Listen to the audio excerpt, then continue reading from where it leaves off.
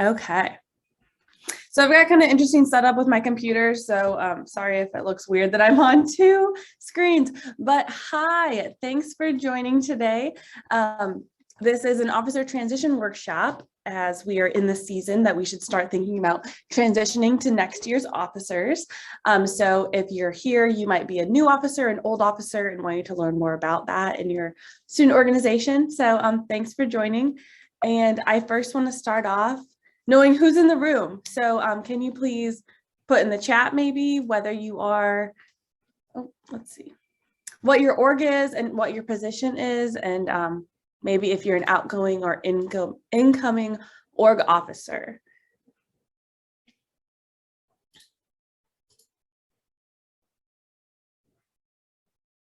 Okay, nobody so far. Okay, there we go. Okay, David, are you the current VP? Are you going to be VP next year? That's what I mean by outgoing or incoming. Outgoing would be the people that were the officers last year. Incoming would be the new officers for next year. Yep, okay, outgoing. Sounds good.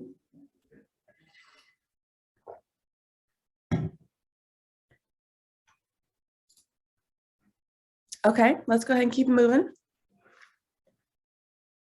Incoming president, okay, sounds good. Okay, so first I want to talk about what is a transition process. What does this mean?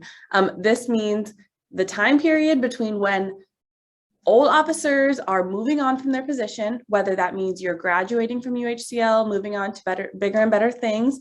Maybe that means you were a VP and you're moving into the president role. That transition process between moving from one officer position to another or from one officer to another.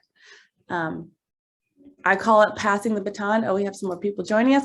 I'm calling it passing the baton. So like, think about when you're running a race in track, you're passing the baton from one person to another. If you don't pass the baton, how is the baton going to get to the finish line? You're not going to get there. So the baton is everything that you've been doing for the past year, everything you've been doing and learning to lead your organization. And we want to pass that on to the next president, next officer, so that the information stays with the org and the org continues to grow. Thanks for joining us, those of you who are here a little bit late. But I want to ask anybody who is an outgoing officer currently. So David, maybe Morgan, what was your transition process like? What was it like when you started your current position? Did you have any sort of process that you went through? Did you have a meeting with the old one? David, go ahead. Yeah, I guess I'll go first. My process was pretty easy because the IT club was dormant. So we were restarting it back up. So literally we needed new officers. So I came in and our president just kind of came in right off the bat. So there was no transition process so for me to come into. It was, yeah, we were starting everything back up again. So it was pretty easy for me. Okay, you say easy. Do you think you were set up for success? Oh, I'm not gonna say all that, but I think. Okay, so that's what I want to get into here. Yeah. Yeah. Just getting off the ground. It was simple to kind of step into the role. What I'm finding though, and I'm sure you're going to get into all of this, is we're really trying to lay out a good foundation so that it'll be very easy for everybody coming on for years to come. That's kind of at least what I've been tasked as my focus is to make sure that the Constitution's in place, the foundation's place, the rules, the operations, the procedures we have is all pretty seamless. Yeah. So every semester after that, it's pretty easy for everybody else. So they don't have to kind of go through what we went through. Exactly. Yeah, that's what we want to kind of, yep, Morgan saying it's kind of a mess.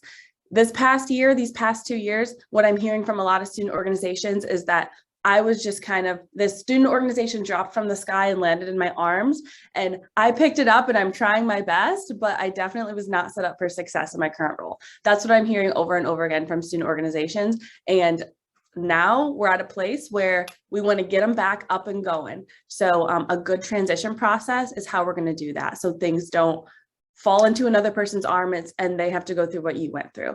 So hopefully this workshop can help make you feel better equipped to pass it off in a more seamless way, like David said. Okay. So what is the goal of a transition process? This is to help the new officers understand their role, understand what they have to do to be successful. Pass along all the critical information that you've learned this past year so that your new officers are not starting from ground zero. You want to build relationships, build a connection between the old and new officers so that when they're in a bind, they know who to reach out to if they need help. And I recommend outgoing officers, be there for them. Be there for them if somebody's reaching out to you with questions. Don't be that person that says, I had to go through it. You have to too, figure it out yourself. Build that relationship and connection and be there for the future officers so that the org can be successful long-term. And there we go, long-term, ensure the longevity of your organization. So ensure that this organization is going to continue. All of your hard work did not go to waste. If you're just going to let the org crumble, what was the point of all your hard work? I'm sorry, this light is making me look so interesting right now, but we really want to ensure the longevity of our organizations, and that is done through a good transition process.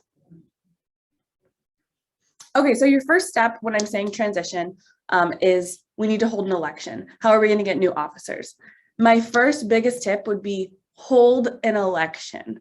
I do not recommend just choosing not blindly, but randomly choosing your new officer saying, does anybody want to be president? Okay, sounds good. It's all yours. I do recommend holding a formal election. This is to ensure that all voices in the organization are heard. Make sure that your members have a say in who is their president, who is their vice president.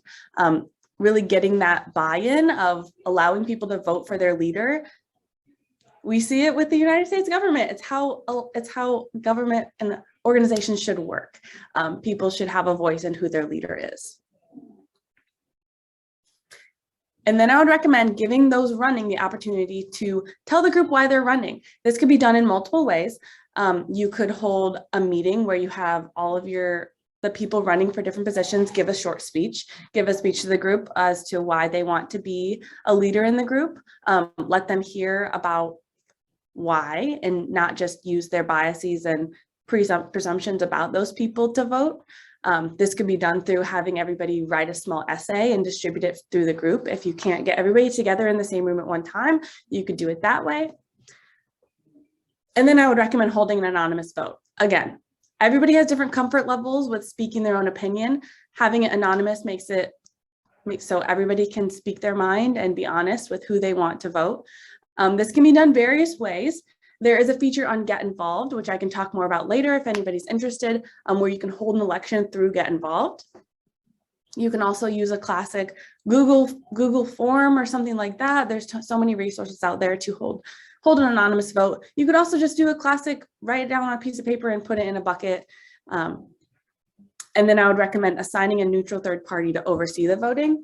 Oops, sorry. Don't know if anybody's ever been in an organization where you hold voting and you're just kind of unsure about how the votes came out. It's kind of fishy. I recommend designating a neutral third party early on to oversee voting so that there are no issues.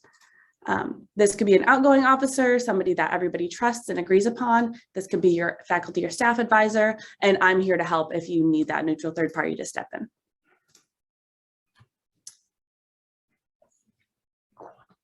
Okay, so I want to talk a little bit about the concept of a life cycle in your student organization. I've laid out a calendar here. You see it starts in March and ends in March because it is currently the month of March. I don't have every month here, but you'll kind of see why. So this time of the year, I recommend thinking of it as your election cycle. I also want to say early on, everything that I say is a recommendation, and it is up to you ultimately to decide what your best practices are going to be for your student organization. And I recommend writing that in your constitution and having documents that outline your own life cycle. So this time of year is election season. We have students graduating. So this time of year is election season. We have students graduating from UHCL. That is a prime reason why. We also have re-registration season coming up. So student orgs will have to re-register, which I'll delve more into. This is the time of year you need to be thinking about electing officers for the 2022-2023 academic year. Now I know okay, so this time of the year April to summer to August, this time of year, I would say is your transition season. This is when annual re-registration is going to happen for student organizations, and this should be completed by your new officers. Oh, I got it. Sometimes student organizations will hold elections or get new officers every semester. That is completely fine. I know at an institution similar to UHCL, there are students graduating in December, there's students graduating in May. It's happening all the time. Sometimes people can only commit to a semester officer position, not a year. So like I said, do what's best for your organization. But this time of year, April to August, would generally be your transition season. You want to make sure all transitions are complete by the beginning of the next academic year.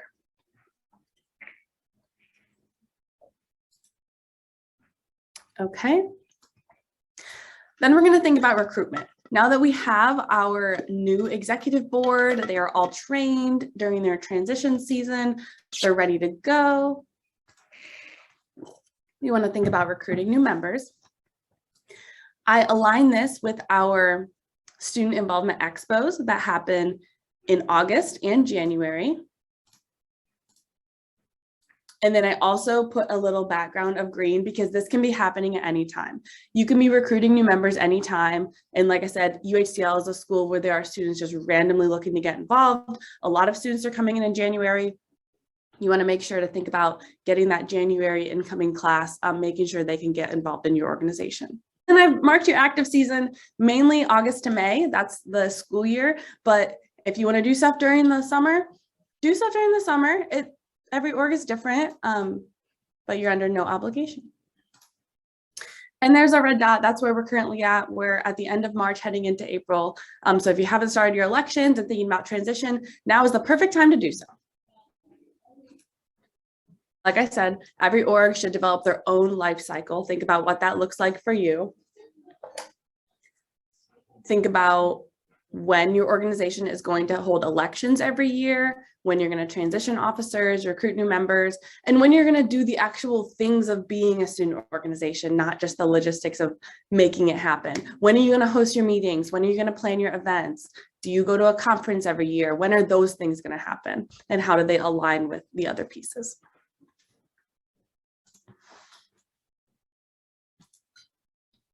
So beginning your transition, I've kind of divided the idea of transition into two elements, the physical transition and the transition of knowledge. And I'm going to delve more into both of those. Oh, there we go. There's our friend trying to join. So the physical transition involves all of the things, your social media, bank information, email information, website information. Your new officers need to have access to all of these things that you've been using. We've had plenty of organizations contact us this year unable to get into their email account. We can help with that transfer of ownership, but it would be helpful if you could just share the password. Any important documents you have, where's the Constitution? Where do you keep that so that everybody can access it?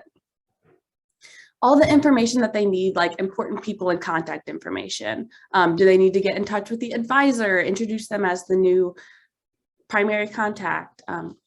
Okay. Actual supplies, where are you keeping your supplies? Do you have a carol space currently? Where are you going to hold that over the summer? Where are the new officers going to keep their supplies? Review information like officer position and duties. This is a great time to update this information if it's needed to be updated. Review how your meetings worked, what events you planned, any traditions, and teach them organization registration. If you did that last year, it'd be helpful to pass along that information. Oh, well, that was weird. Here's a list that I'm going to share afterwards of important documents that you might want to think more about sharing. If you don't have some of these created, it'd be a great time to create them. Not every organization is going to have all of these documents as a part of you. They're just kind of guiding to think about passing them along. Okay.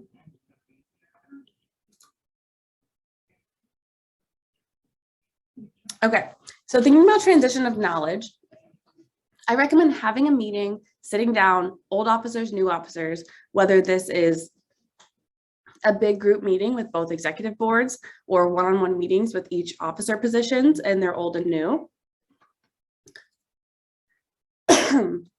think about talking about what major stressors the organization had that the new officers need to start thinking about. Maybe there were highs and lows from the semester that you want to pass along. Oh, we had this event and it was really great and this is why, or we just could not find anybody that wanted to join our organization and this is what I think the issue was. This is what you might want to work on. Think about those type of things. And pass along any wisdom you might have gained throughout the year. You might not think that your year in this position has given you wisdom, but I promise you it has. Talk through, use this time to reflect on what you've learned. Other knowledge that your new officers might need to know about is how to use Get Involved. You should be an expert at this point. You want to help your new officers know who to ask for help. So you all might be a little familiar with me by now and student involvement and leadership.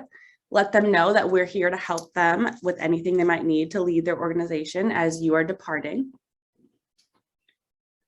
And all about student involvement and leadership, the services we offer, the workshops like this, our annual conference every year, the student involvement expos, let them know about us and that we're here to support them. And the annual re-registration process. I mentioned this a little bit and we're going to delve deeper into what this will entail this year. So every year, every organization must re-register. Some of you, David already mentioned, picked up your organization from ground zero. That is because your organization did not re-register. The members either left UHCL or graduated or decided they didn't want to do it anymore, and they just left the organization to become inactive. That is the last thing we want to happen. We want your organization to transition itself to the new officers, and the new officers feel empowered to lead it. Every organization should, yeah, David, go ahead. Well, I do want to give props to the previous officers for the IT club, though. I won't make it sound negative. They stopped because of COVID, and so they weren't able to come to school no more. So the club kind of just fell apart. But props to the previous president. I was able to get in touch with them, and they gave us a whole bunch of information, banking information, pretty much to get everything set up. So I didn't want it to sound like they just kind of abandoned us. Like they really went out of their way. She really went out of her way to kind of get us back up off of the ground. So kudos to those people. No, that's awesome to hear, and not trying to call out them specifically, but many organizations have experienced that in the past year. In general, all organizations should seek registration status. This means you're registered with Student Involvement and Leadership and UHCL. You're basically signing a contract to have a relationship with us so that we support you. We offer resources like the Student Involvement Expos, SoCal, the Student Org Center and Lounge, advertising privilege, all sorts of things to help you be successful as a student organization.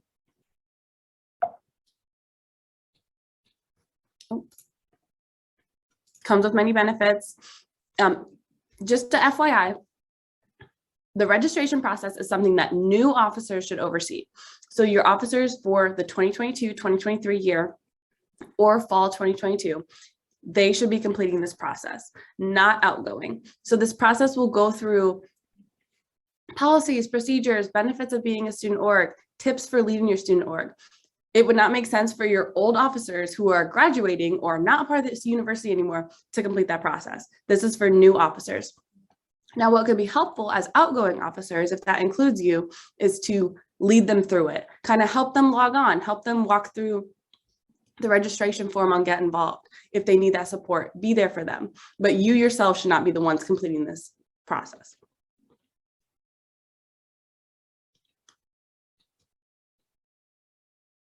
So you'll be getting access to re-registration and information about it early April. I don't have the exact date for you yet, but you will get emails from me, absolutely. Let me know if you have any questions about it, but it'll spell everything out pretty clearly. Basically, I think I have a slide. Yep, how to become registered for 2022. There will be an online training that you'll complete. This will actually be through the Blackboard system. So you're all familiar with Blackboard. It'll be a little different than last year. You won't have the workshops that we offer live, and then if you don't make it, you can watch it on your own. This will be a Blackboard training course. You will go through the videos. We're spending a lot of time working on it and making it really fun. So pay attention to it, take some notes. There will also be plenty of things linked in there so you can have access to it all year. But the primary and secondary officer of next year should complete the online training.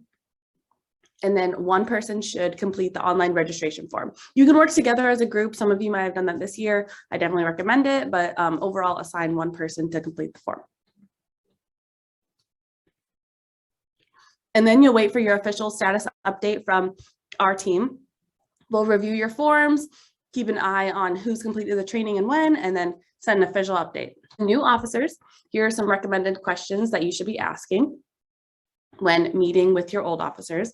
If you're an old officer, maybe you can take a picture of this and use these as questions to guide your conversation with the new officers. Think through what went well and what didn't and why. Was it COVID? Okay, yes, we can blame COVID for sure. But are there larger things at play here that are affecting? Hey, Mohammad, you want to take the lead? Sure. Okay, last thing you said was? The first 2 bullet points. Awesome. So as you're moving into this new role, can everyone hear me? Give me a thumbs up if you can hear me. Okay, awesome. So new officers, questions to ask, right? So we talked about, well, evaluating what we've done in the past. It's important to kind of relay the history of an organization, right? You don't want to be so overwhelmed with, in 1992, the IT club came to formation, right? That may not be as important, but what might be important to know is here are things that have happened in our history, right? Here's what kind of positions we might have had in our past. Here's why we have this weird officer structure. Here's why we have an advisor, or here's why we don't have an advisor. Here's our relationship with our academic department, or here's what we don't have. Sometimes it's important to evaluate, the regrets, right? Things we've done or haven't done in our past, right? What are some things that, man, David's like, man, this year I should have done this, this, and this, but I got prevented from doing those things. So I need help with doing this or that. And sometimes it's also really important, that last bullet point's one that I want to harp on is, what are the immediate tasks, right? People end up leaving. And they end up, there's a whole bunch of to-do lists, right? So right now I have 3 to-do lists sitting here on my table. And if I were to pass on to another individual, if I were to leave the university, I want to give them priorities. What are some things I need to focus on? Who are some people I should be talking to? What should I be doing? Questions, thoughts, considerations?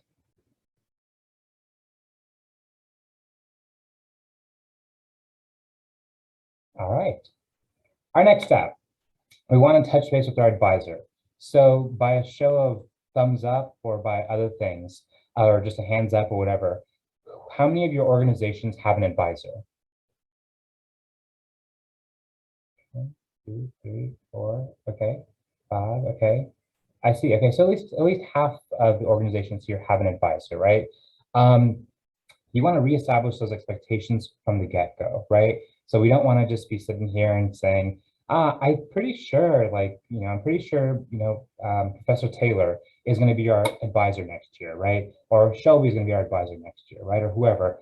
We want to make sure to reset expectations with them. So this might be a great time, if you haven't met with them recently, is to send them an email and be like, hey, let's touch base, right? So Tiara just mentioned, what if the advisor is not involved, right? Maybe this is a time to touch base with them, send them an email. Hey, can we meet to talk about, advising this student organization, right? Maybe this is also a time where you reevaluate, is this the kind of advisor we want? If they're not involved, they're not present, they're not here, maybe this is a time for us to touch base and see, is it time for us to change the advisor? So that first point, right? Do we want that person to continue being our advisor? Next question. All right. Yes, resetting expectations, right? Even if you're like, oh my gosh, I love my advisor. My advisor named Adam is so great. And he always comes to meetings and he's there for us and he does this, right? You want to be able to touch base with Adam, right? Towards the end of the semester, as you go into the new year, you want to kind of hand the torch off, right? Say, Adam, you're in charge, or Adam, this is the new person in charge now, right? Ebony's now in charge, right? And here's the information that you need to know, right? Here's your contact information. And utilize the advisor expectations worksheet, right? Shelby will send that out as well with this in terms of here's what we're going to review. Here's our contact information. Here's how we're going to communicate. And here's how we're going to hold each other accountable. That makes sense? Thumbs up if you agree or if that makes sense to you. All right, any questions about that? Awesome. And thank you, Mohammed, for taking the lead. I also just want to emphasize your relationship with your advisor should look however you want it to look. So maybe you want an advisor that just tells you what to do, tells you how to do what the last group did exactly. Maybe you want an advisor that stays away, and when you are in a bind and in trouble, you can come to them to talk about it. You decide what that relationship looks like, because this is a student organization. This is not an advisor organization. This is about you. This is about you taking charge and leading the way. And your advisor is really there to support you. And yes, we have an advisor expectation worksheet. We will tell you more about